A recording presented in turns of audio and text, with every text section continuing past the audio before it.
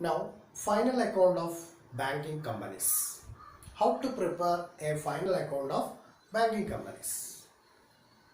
Here, Section 29, third schedule of Banking Regulation Act 1949. Please listen.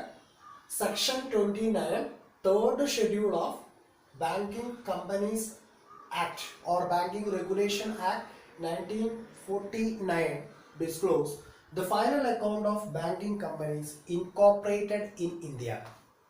ഇന്ത്യയിൽ incorporate ചെയ്തിട്ടുള്ള ബാങ്കുകൾ അല്ലെങ്കിൽ ബാങ്കിങ് ഓർഗനൈസേഷന് 1949 ബാങ്കിങ് റെഗുലേഷൻ ആക്ട് പ്രകാരം schedule number 3 section number 29 final account prepare ചെയ്യേണ്ട format എങ്ങനെയാണ് പ്രിപ്പയർ ചെയ്യേണ്ടത് എന്നുള്ളത് ഡിസ്ക്ലോസ് ചെയ്യുന്നു. That means schedule number 3 section number 29 of Banking Regulation Act 1949, how to prepare the final account of banking sector, that is that bank incorporated in India.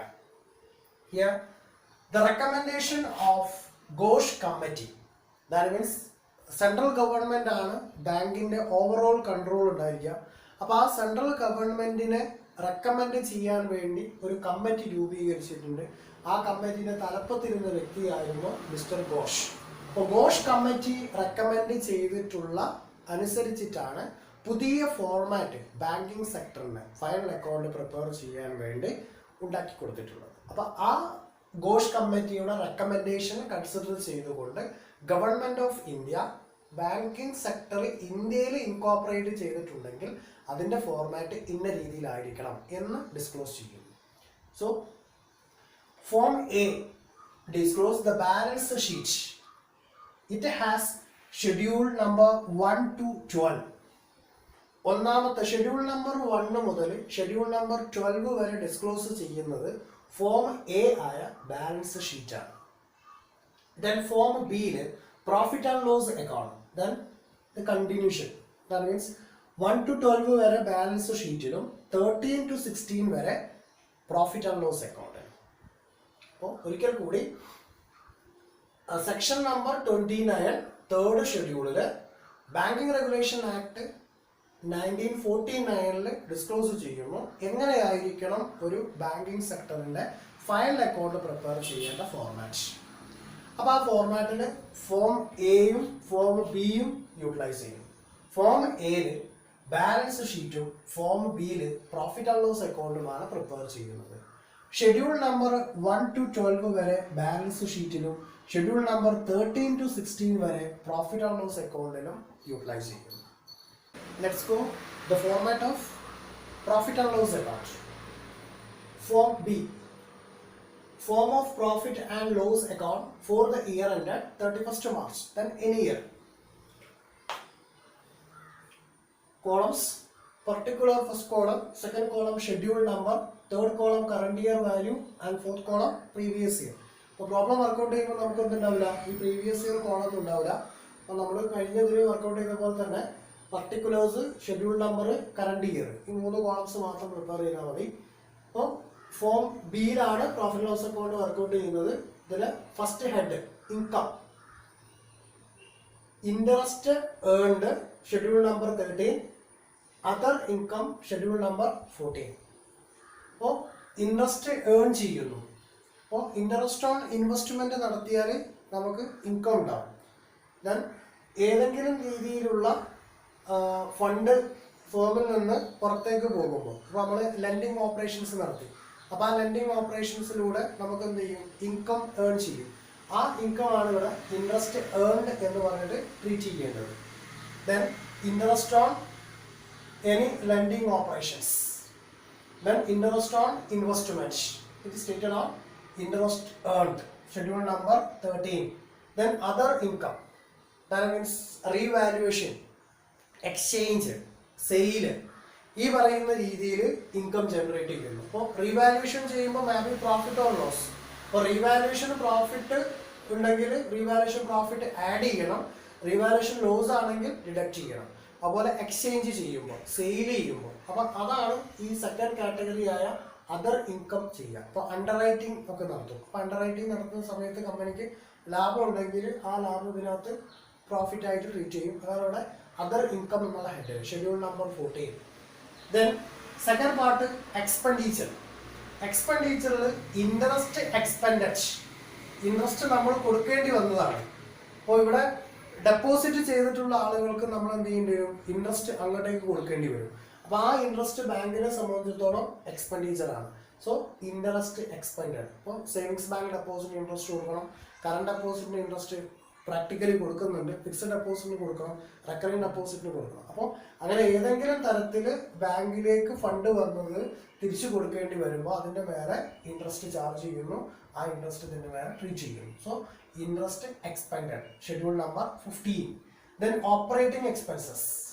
അപ്പോൾ എംപ്ലോയീസിന് benefit കൊടുക്കേണ്ടി വരും. That means salary, wage എന്ന് പറയുന്ന രീതിയിൽ DA TA എന്ന് പറയുന്നത് കമ്പനിയിലെ എംപ്ലോയീസിന്, അതായത് ബാങ്കിങ് സെക്ടറിലെ എംപ്ലോയീസിൻ്റെ ബെനിഫിറ്റ്സിന്, provision for employee benefit number 1. അതുപോലെ റെന്റ് കൊടുക്കുക, ഇൻഷുറൻസ് കൊടുക്കുക, റിപ്പയർ നടത്തുക, മെയിൻ്റനൻസ് വർക്ക് നടത്തുക, അഡ്വർടൈസ്മെന്റ് ചെയ്യുക, ഈ പറയുന്നതൊക്കെ ഓപ്പറേറ്റിംഗ് എക്സ്പെൻസസ് ആണ്. അപ്പോൾ all operating expenses schedule number 16 open ചെയ്യുക. അതിൻ്റെ താഴെ എഴുതിയിട്ട് അതിൻ്റെ സമ്മറി എമൗണ്ട് മാത്രമേ ഇവിടെ എഴുതാൻ പാടുള്ളൂ. Then provision and contingencies. Provision for bad and doubtful debts, provision for taxation, provision for dividend, ഇങ്ങനെ പറയുന്ന ഇവന്റ് ആണ് ഇവിടെ ട്രീറ്റ് ചെയ്യുന്നത്. ഇതിന് ഷെഡ്യൂൾ ഇല്ല.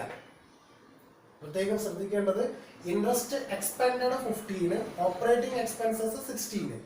Then provision and contingencies.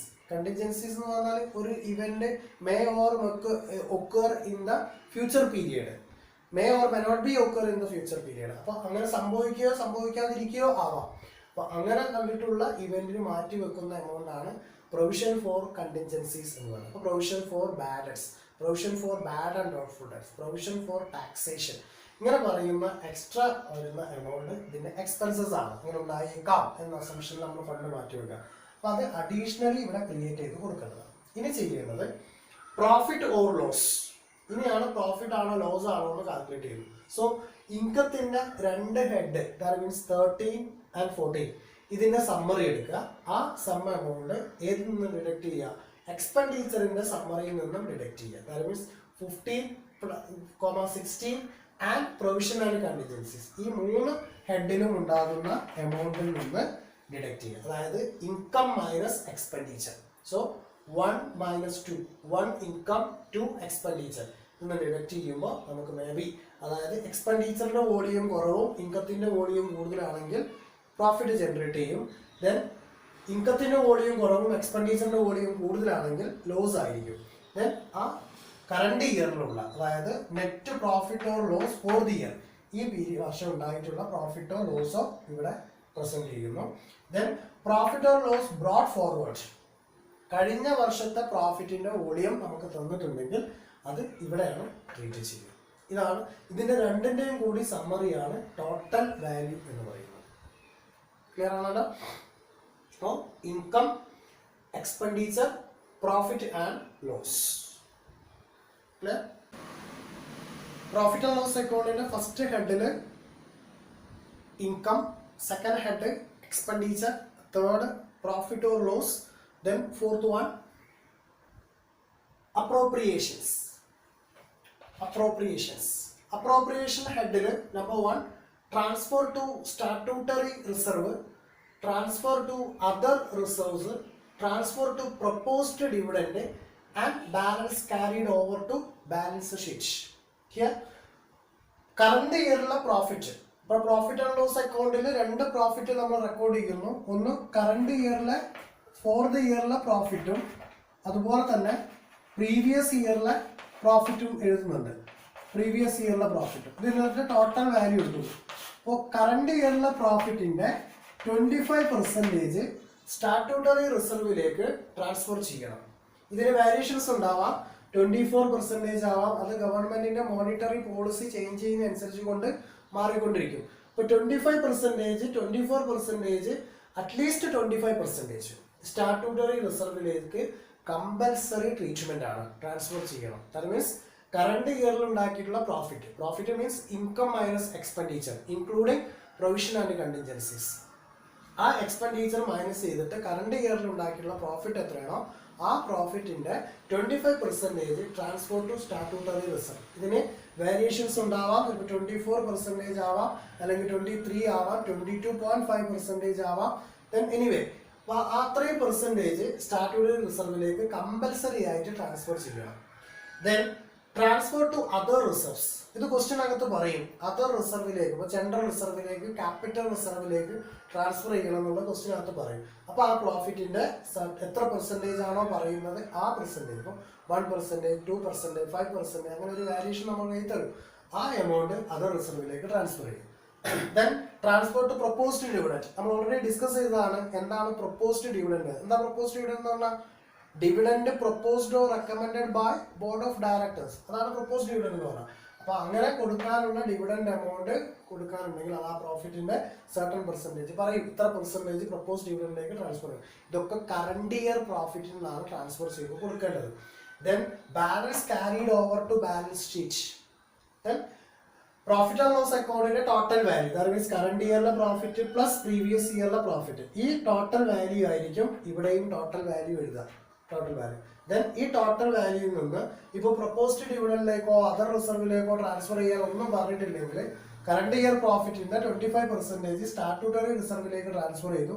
അപ്പോൾ ഈ സ്റ്റാറ്റ്യൂട്ടറി റിസർവിലുള്ള ട്രാൻസ്ഫർ ചെയ്തിട്ടുള്ള എമൗണ്ടും ഇതും തമ്മിലുള്ള ഡിഫറൻസ്, അതാണ് balance carried to balance sheet ഉണ്ടാവുക. അപ്പോൾ ബാലൻസ് ഷീറ്റ് പ്രിപ്പയർ ചെയ്യുമ്പോൾ ഷെഡ്യൂൾ നമ്പർ 2 1 ക്യാപിറ്റലാണ് ഡിസ്ക്ലോസ് ചെയ്യുക, 2 റിസർവ് ആൻഡ് സർപ്ലസ് എന്ന് വരും. അപ്പോൾ ആ റിസർവ് ആൻഡ് സർപ്ലസ് ഹെഡിലേക്ക് ട്രാൻസ്ഫർ ചെയ്യുന്നത് ഈ പറയുന്നിരിക്കുന്ന ബാലൻസ് എമൗണ്ട് ആയിരിക്കും. അങ്ങനെയാണ് profit and loss account prepare ചെയ്യുന്നത്. അപ്പോൾ once more, profit and loss account prepare ചെയ്യേണ്ടത് ഫോം ബിയിലാണ്. ദെൻ ആ ഫോം ബിയിൽ 4 ഹെഡാണ് മെയിനായിട്ട് ഉണ്ടാവുക. First head income, second head expenditure, third head profit or loss, fourth head appropriations. അപ്പോൾ ഷെഡ്യൂൾ നമ്പർ 30 ഇൻട്രസ്റ്റ് ഏൺഡ് എന്നുള്ള പാർട്ടാണ്. Then schedule number 40 other income ആണ്, അതിന്റെ ടോട്ടൽ വാല്യൂ എടുക്കുന്നു. ദെൻ എക്സ്പെൻഡിച്ചർ ഹെഡിലേക്ക് വരുമ്പോൾ interest expended schedule number 15, then 16 operating expenditure, then plus provision and contingency. അപ്പോൾ total expenditure കിട്ടും. Then income minus expenditure will get either profit or loss. അപ്പോൾ current ഇയറിലെ profit കിട്ടിയാൽ അപ്രോപ്രിയേഷൻ ഹെഡിലേക്ക് ഉടനെ തന്നെ അതിന് 25% ഓർ എത്രയാണോ ആ റേറ്റ് പറയുന്നത് ആ റേറ്റിലേക്ക് അത് നിർബന്ധമായും ട്രാൻസ്ഫർ ചെയ്ത് കൊടുക്കണം. ദെൻ പ്രൊപ്പോസ്ഡ് ഡിവിഡൻഡ് പറയുന്നുണ്ടെങ്കിൽ അത് ട്രാൻസ്ഫർ ചെയ്യുക, അതർ റിസർവ് പറയുന്നുണ്ടെങ്കിൽ അത് ട്രാൻസ്ഫർ ചെയ്യുക. ദെൻ പ്രീവിയസ് ഇയറിലെ പ്രോഫിറ്റ് തന്നിട്ടുണ്ടെങ്കിൽ അത് പ്രോഫിറ്റ് ആൻഡ് ലോസ് അക്കൗണ്ടിന്റെ സെപ്പറേറ്റ് ഹെഡിൽ ട്രാൻസ്ഫർ ചെയ്ത് കൊടുക്കുന്നു. അതിന്റെ added value then equal to അപ്രോപ്രിയേഷന്റെ total value. Then total value, ഈ ടോട്ടൽ വാല്യൂ റിസർവിലേക്കോ ട്രാൻസ്ഫർ ചെയ്ത് അല്ലെങ്കിൽ ഇതിൽ ഏതിലേക്കാണോ ട്രാൻസ്ഫർ ചെയ്തിട്ടുള്ളത് അത് നമ്മുടെ ഡിഫറൻസ് ആയിരിക്കും balance carried to balance sheet എന്ന് പറയുന്നത്. അതാണ് ബാലൻസ് ഷീറ്റിലെ റിസർവ് ആൻഡ് സർപ്ലസ് എന്നുള്ള ഹെഡിൽ നമ്മൾ ട്രീറ്റ് ചെയ്തത്.